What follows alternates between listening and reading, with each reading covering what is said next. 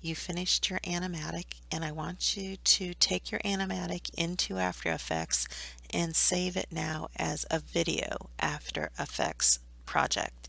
I don't want you to overwrite your animatic, because if you ever want to go back, or if for some reason during the animation part of this you make a mistake or something happens to your files, you want to make sure that you're able to go back. So the very first thing is to File at the very top in the application toolbar and use the Save As, and then just rename it to a video file from your animatic file and then save. I'm going to cancel because I already did that. The next thing I want you to do is, because you have your animatic and you know where your sounds and your slides are going to actually hit and work with each other, I need you to work and create a spreadsheet. And I'm going to bring a spreadsheet here that I created, and I'm going to put it on top here so that I can actually see where each of my slides are, and I can actually see the toolbar here too, so I can actually kind of move the tools back and forth.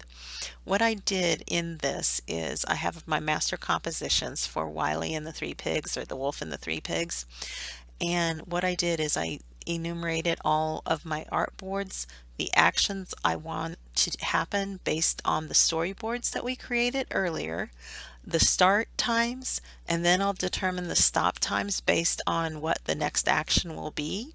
And then if I have more than one action associated with the artboard, what I want to happen based on those artboards and the storyboards that we worked with earlier. So I need you to go through and to find those times. It's fairly simple. So you know it's 0, 0, 0 for the start. And then for the start of the next artboard, okay, that was the first artboard. For the second artboard, it would be where your transition would finish from the first artboard to the second artboard. And then you can actually find the time right here.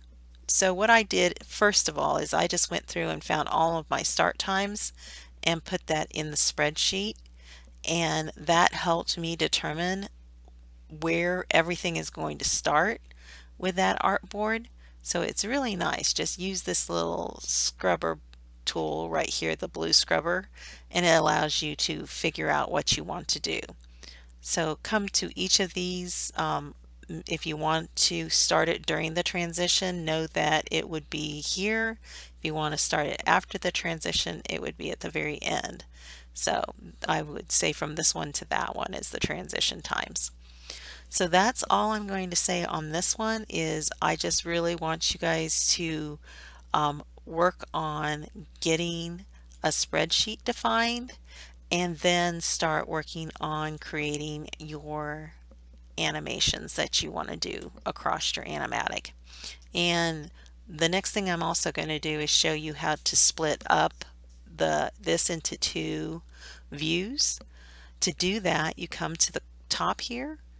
There is a view option right here at the top application toolbar. Click on that, and from there we are going to, oh, you have to have the actual view selected, so that's the very first thing I did wrong.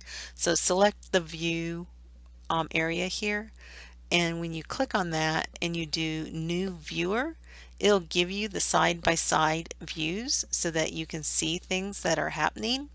And this helps out a lot. So if I'm working on this slide here and I'm making effects down in this composition, I can actually see the time of the composition that I'm working on right here, and I can see the actual timeline of the whole presentation over here.